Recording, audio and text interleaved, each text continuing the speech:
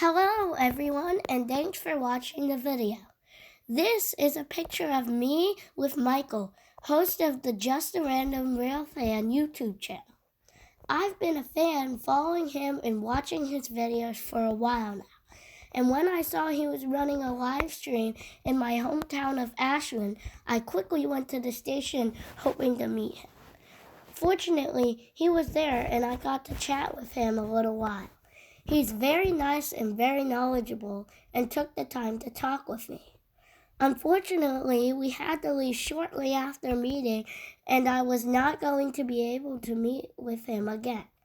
But I had really been hoping to get to talk and ask him a few more questions.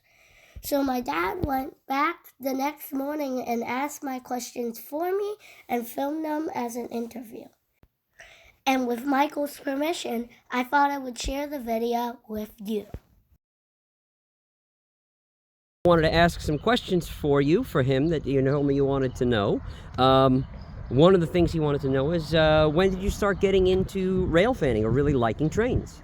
Well, when I really liked trains, it started when I was very young, like most rail fans.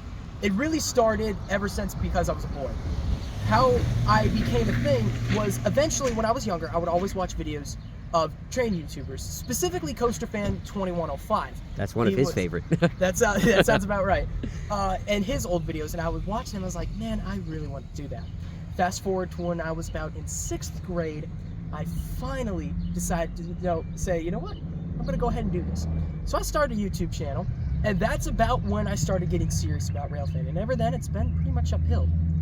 That's really cool. He's in 5th grade, had the same thought process, and now he started up a channel as well. And hopefully he's been, doing well, trying to be inspired by people like you and Coaster Fan and getting out there and doing stuff. I appreciate you hearing that, and if I can't trouble you, I want the link after. Absolutely, certainly, yeah.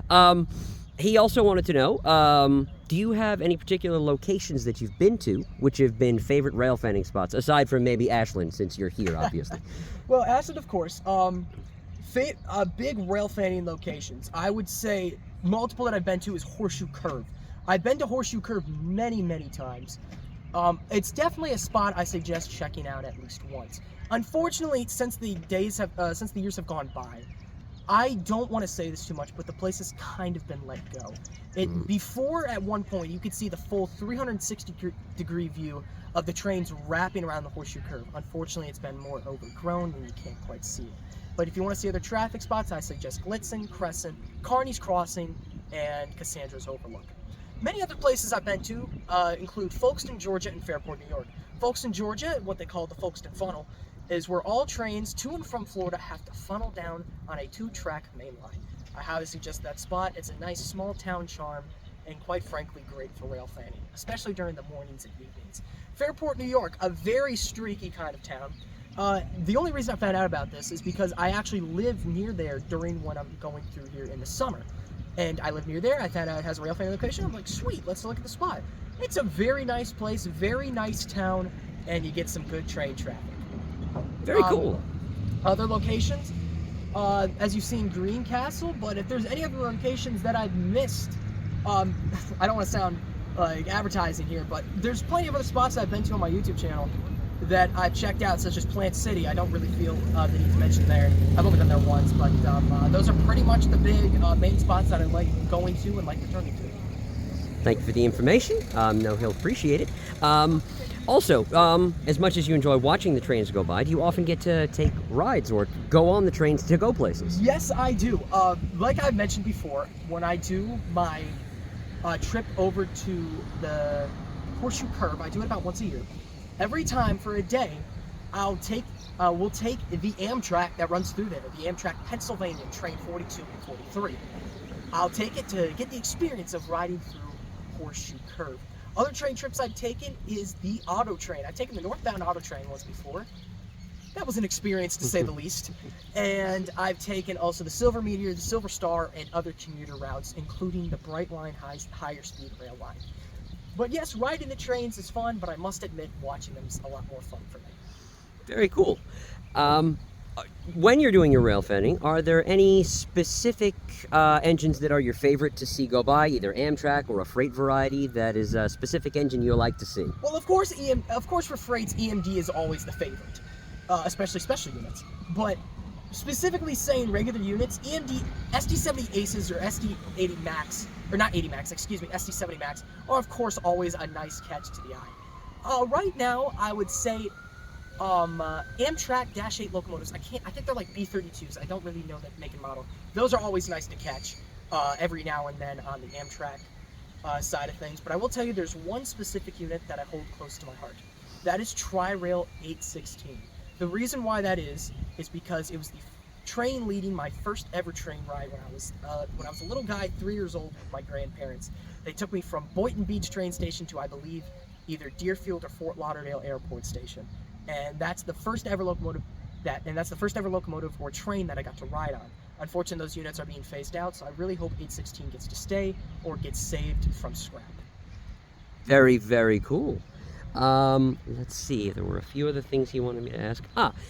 As a rail fanner, and obviously with an interest in trains, do you have any interests, or do you have any model railroads that you have in your home or that you are interested in? That is one thing that I would love to get into. I was into it at one point. I kind of fell out of it just because of the price. It is a very, very expensive hobby, I will admit. It is indeed. So that is why I do own a couple of model locomotives, specifically an old Conrail Jeep and a Amtrak 46 honoring our 50-year anniversary unit. Those are the two locomotives that I own, and a starter set with a lot of other rail cars that I picked up from like garage sales, all of it pretty much used. But really, I haven't used it too much, and I'm saving that equipment for when I go meet up with friends at model railroad facilities. But to answer your question, I really do not have a layout now, but I would love to. If I ever have the funds, I would love to make one. Well, the young man who is having me ask these questions for you, he has a little N-scale layout that we've built together. He was very proud of. Maybe I'll show you a quick picture too of it. That'd be great. Yes, I'd like to see that. Well, getting back to the rail fanning aspect of it, is there any particular engine or particular train that is like your white whale? You've tried to find, tried to see, but it always just seems to like you miss it going by, or the camera equipment's not ready, and you go, oh man, would love to catch that one. Really, I have been very, very lucky when I'm rail fanning, and no, I can't name off the top of my head.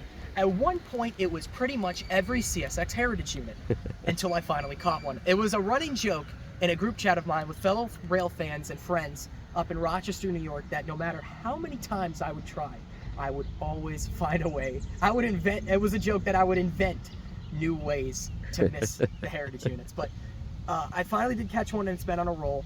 And I always made the joke, if you're a NASCAR fan, you'll love this. When Dale Earnhardt when Dale Earnhardt Sr. finally won the Daytona 500, Mike Joy's iconic announcement was 20 years of trying, 20 years worth of frustration. And that's what and when I had that photo of the first Heritage unit, that's what I quoted. And right now in our group chat, that is a famous quote for us right now. So that I get that style of locomotives, I would say was my white whale, but I finally was able to catch some. And so as of right now, I would say I really don't have one, but there's always going to be time for more new locomotives, new things coming, and we'll have to wait and see. Well, great. Well, listen, thank you very much for your time, Michael of Just a Random Rail Fan. Yes, and sir. My son will greatly appreciate this. Thank you very much. Oh, you're welcome, man. It's a pleasure to have fans like this. Quite frankly, this is a surprise to me. And hey, man, I'll see you on the high iron. Thank you. Big thanks to Michael for being so kind and taking the time to be interviewed, and always providing such great rail fanning content on his channel, Just a Random Rail Fan. I hope you enjoyed the video. Thanks for watching. Goodbye, have a nice day, and stay on track.